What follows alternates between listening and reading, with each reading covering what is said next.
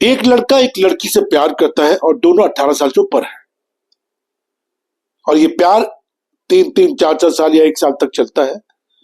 But माँ बाप जो है वो शादी के लिए तैयार नहीं होते, लड़का लड़की भाग जाते हैं। साथियों, मैं हूं आपका साथी doctor Anthony Raju, advocate supreme court. और ये चैनल बहुत इंपॉर्टेंट है, मैं इस पर बहुत गंभीर वीडियो बनाने वाला हूं। आप इस चैनल को सब्सक्राइब करें, लाइक करें, कमेंट्स करें, शेयर करें, बेल बटन को दबा के रखें, कि जिससे कि जो आने वाले वक्त में बहुत सारी वीडियोज होती हैं, बहुत सारी जजमेंट होती है सुप्रीम कोर्ट, हाई कोर्ट की, जिनको मैं बहुत सिंपल और सरल भाषा में आप तक पहुंचाने की कोशिश करता हूं। अब सवाल ये उठता है कि दो बच्चे आपस में प्यार करते हैं, एडोलेंसेंस है, एडल्ट है, और वो भाग जाते हैं। अब पेरेंट्स जो है, लड़की के पेरेंट्स एफआईआर दर्ज कराते हैं 363 में, 366 में, अगर बच्चे नाबालिग है, पॉक्सो में, वगैरह वगैरह, राइट। अब पुलिस इन्वेस्टिगेशन करती है, पुलिस पकड़ती है, लड़के को जेल भेज देती है, लड़की को घर भेज देती है। अब सवाल यह होता है कि लड़की कई बार 164 के बयान में लड़के के खिलाफ बयान देती है। और एक मैंने केस करा था हरियाणा का, भी बड़ा इंपॉर्टेंट केस था ये मेरा, अंबाला का, सॉरी बिलासपुर का केस था ये, जिसमें लड़का लड़की दोनों भाग गए, दोनों अडल्ट थे।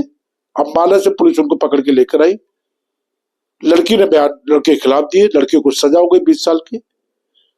जब उस लड़के को सजा हो गई तो वो लड़का मेरे पास आया कि साहब, उसकी फैमिली मेरे पास आई कि साहब सजा हो गई। तो मैंने कहा चलिए सजा हो गई तो हम करते हैं। तो हमने कोर्ट में साबित कर दी कि जनाब ये लड़की 1-2 साल से इस लड़के के साथ अंबाला में रह रही थी, है ना। लड़का जॉब पे जाता था, तो अगर 1-2 साल से लड़की वहां उसके साथ रह रही है तो उसका मतलब अपनी मर्जी से रह रही होगी।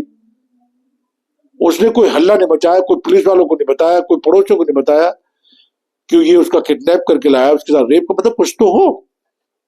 अल्टीमेटली क्या हुआ कि फिर ये चीज हमने बिलासपुर हाईकोर्ट के सामने रखी, माननीय कोर्ट के सामने रखी, और बिलासपुर हाईकोर्ट ने ऑन द स्पॉट लड़के को रिहा करा और सजा को सस्पेंड कर दिया। अब हम इस पे क्वेश्चन पे काम कर रहे हैं और आगे भी हम इस पे काम करते रहेंगे साथियों। तो एक छोटी चीज मैं बता रहा हूं इन शॉर्ट कि क्या होता है। तो कई बार लड़कियां आपने देखा होगा कि कहती है कि जी शादी का झांसा दे दिया, है ना, रेप करा, मतलब ऐसी चीजें हो जाती जो हम सोच भी नहीं सकते।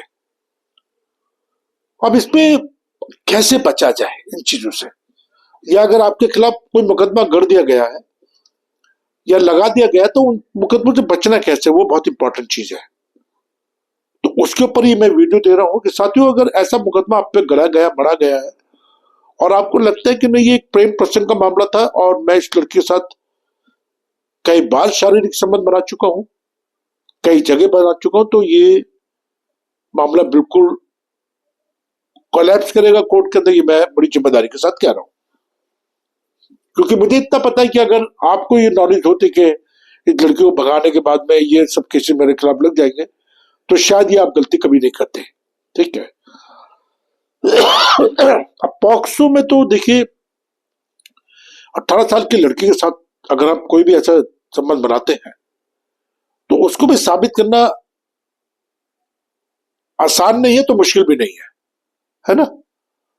और मैं 3 चीज में हमेशा कहता रहता हूं कि अच्छे एडवोकेट से बातचीत करें, अच्छे एडवोकेट से डिस्कस करें, अपने साक्ष्य पे काम करें, अपने एविडेंस पे काम करें। मैं हमेशा आपकी सेवा में हाजिर हूं, मेरा मोबाइल नंबर नीचे है, उसको देख लीजिएगा। और डरने की जरूरत नहीं, अगर आपने कोई अपराध नहीं करा तो उससे डरने की तो बिल्कुल भी जरूरत नहीं है, तो मैं बड़ी जिम्मेदारी के साथ कह रहा हूं। और अपने साक्ष्य पे काम करें, अपने एविडेंस पे काम करें। अगर बस ये चीज थोड़ा ध्यान रखें कि अगर आपके खिलाफ कोई बलात्कार का मुकदमा दर्ज हो गया है या पॉक्सो मामला दर्ज हो गया, तो अब उसको हमें कैसे चेन बनानी, कैसे कड़ी बनानी है, जज को कैसे समझाना, वो बहुत इंपॉर्टेंट चीज है। क्योंकि ये एक ऐसा मामला है बॉस कि अगर आपके खिलाफ गढ़ दिया जाए, मर दिया जाए ना, तो लाइफ स्टेगनेंट हो जाती है और ऐसा स्टिग्मा लग जाता है कि आप शक्ल दिखाने लायक नहीं रहते समाज में।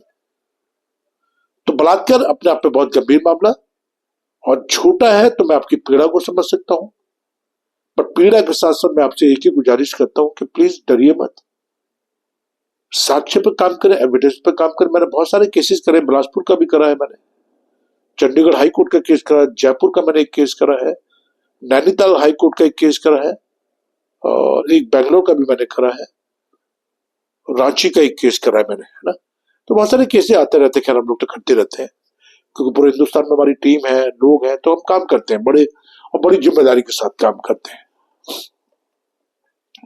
और एक इज्जत कमाई है साथियों, उसको भी बरकरार रखते हैं।